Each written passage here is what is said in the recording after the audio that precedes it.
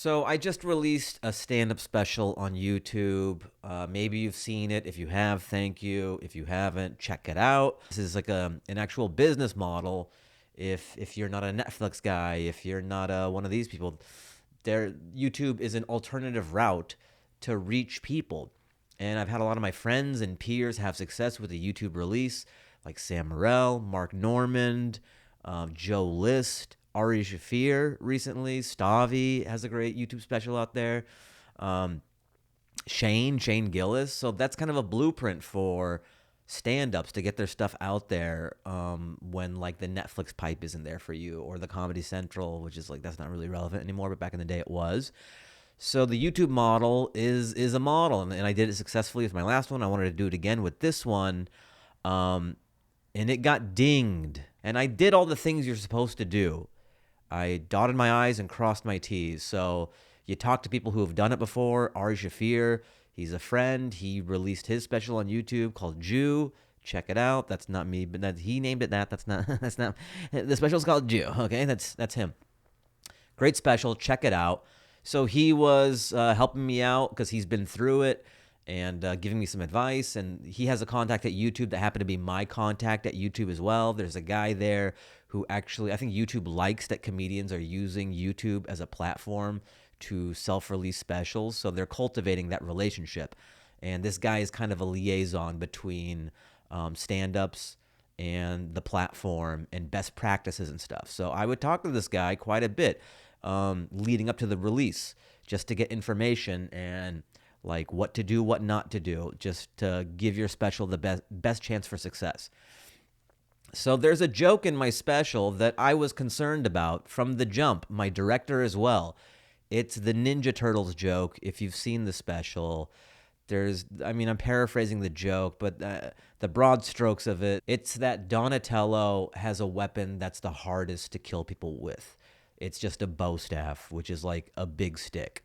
For him to kill somebody, he would have to snap and just go insane. He would just be bludgeoning someone to death with a bow staff. And I just do this act out of like just splattering a guy with the staff, and he's just seeing red. And so I'm in Donatello character. I'm just like, Splinter, I don't know what got into me. He said purple is for, we'll substitute the word baguette for the punchline. So baguette, I don't even want to say it in reference to this. Like, this is such like a third rail. I don't even want to say it in this video. So I say, hey, I'm worried about this joke and I have this word in there. Is it okay? And the guy was like, yeah, you're on stage. You're protected. That word is okay. Ari Shafir as well. He was like, yeah, that word is fine. I say it in my special. I say it several times. It's like you're protected because you're on stage. He said you can't say the C word. And there's like another word and maybe some other word that you can't say that will like flag it on YouTube and restrict you. So I was like, okay, I'm in the clear. I could have easily cut the bit. I asked for a reason. So Ari gave me his information. The guy at YouTube gave me his information. I was in the clear. And also for safe measure, best practice, what you do, you upload the special 10 days before you're about to make it go live. So that way YouTube can run all its checks. And if it does get flagged, then you have time to react. You can edit it out and you'll know what it does before you go live. So you have ample time. I uploaded my special 10 days prior, 10 or 9 days prior to the premiere. YouTube ran all its checks. It was totally fine. Monetization was on and it wasn't restricted at all. It was just like the best case scenario. I go, great. We premiered the special. And we premiere it when my Rogan episode comes out. So again, this is what I did at my last one as well. I timed the release of my special to be when my Rogan episode drops because that is such a huge podcast. And it's a great catalyst. It kind of juices the views, and it kind of rips you catch a nice little rip current when it comes to the algorithm. So I do the same thing this time. Things are going great. The views are skyrocketing. And then a few hours into the release, it's not even a day has gone by yet, it gets hit with limited ads. So this is different than what happened on my last special. Like, this is not supposed to happen. It already did all the checks and stuff. So out of the blue, it gets hit with limited ads. And YouTube, they say that that doesn't affect the reach of your video, but that's false. That's like, look on the internet. If you Google it, people say that it does. Also, I experienced it firsthand. The views were going super high, like exponential. And then when it got hit with limited ads, it really took the wind out of the sails for reach. YouTube is in the business of selling ads. And if they can't sell as many ads and all the ads to people, they're not going to recommend your content like they will another video that's just like no restrictions whatsoever on their ads. So I noticed the wind getting taken out of the sails. It started to plateau a bit. It's still chugging along, but it definitely put a stink on the video. Like, it's not doing algorithmically what it should be doing. So, and it kind of sucks because the guy at YouTube told me one thing and then it turned out to be another. And then I was asking him, I go, what's going on here? He goes, let me talk to the ads group. He talks to the ad group. He goes, yeah, it's baguette. Baguette is flagging it. So that's what it is. That's the word. I go, is there anything else? He's like, no, that might be it. So now what do I do? You know, like now we're scrambling. Me and the director, you have a window. Like I just did Rogan.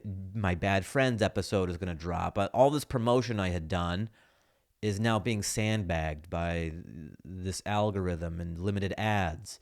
When like I would have gladly cut that bit out from the jump. Like I don't need that joke that bad.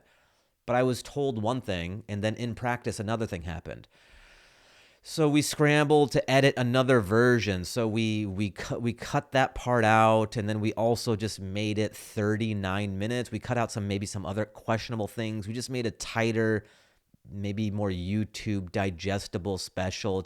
We had to differentiate it from the one that was already out there. So then we called what I want the special to be, like in its entirety. We call that like uncut, or the extended version. And then we have this new version that we put out, and we're having that as like the special, and then calling like the true one the extended. Now it's sloppy. Now the whole rollout is sloppy, but we're trying to take advantage of whatever momentum we had with the podcast and all that, and have YouTube offer us up with no strings attached, because there's a ceiling to what the one with baguette in it can do. So we put another one out there to hopefully give it a better chance in the algorithm. So it's an imperfect solution, and it's like a sloppy rollout, and it really sucks. And now I'm splitting views as well. So it's not ideal, and people are like, what? Why are you releasing it again? This is why. So yeah, this is just what I've been going through. People who've seen the special, it's like when people see it, they like it. The response has been fantastic. I love everything about that. Thank you if you've seen it. Thank you if you've like donated money, given $10 here or there. It is self-produced. Obviously you don't have to, but like the outpouring has been amazing. And thank you for everyone who has seen it. But I just wanted to tell my story. Tell my story like it's a one-man show. There are worse problems in the world. But I do think it is important to point out what is happening with art, comedy, censorship, and tech. Like, watch that joke. I think you can tell that there's a nuance there. It's not just it's not mean. It's not. The joke is Donatello telling Splinter that someone called him a baguette, but they just blanket hear a word and shoot me into a different algorithm. So it's just an interesting time to be alive. It's just kind of weird the way they do things at some of these tech companies. And I'm not even bringing up what happened at Instagram. At Instagram, I do my Fahim Works on Stuff show. I try out new ideas. I'm gonna play the joke that was troublesome or that was problematic for Instagram, okay? So I do this joke. Oh, I just want to say, Hamas is hiding at my ex-girlfriend's house. So, I just want to put that out there. There's like tunnels and stuff. I've seen them, so I just... On Fahim Works on Stuff, and his friends drop by. I put that up on Instagram. It's fine for a little bit. It does pretty well views wise. It's doing fine. And then my account gets restricted. I get like 3 strikes or something, and it says, this is the big important thing that sucks with my account. Like, it said you can't go live, and I'm like, well, I don't care. I don't really go live that much. But it says we can't recommend your content to new users. Like, we're not going to show your content to non-followers. And that's how you grow as a comedian on these platforms. You put something out there and your stuff gets suggested to people. When they took that away, you can't, you're suppressed. Your content isn't going to reach people. You're not going to grow. You're not going to be able to sell as many tickets as you normally do.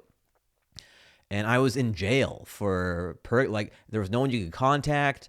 I had influencers. I was trying to, because sometimes influencers have contacts at these places. My agency was working on it.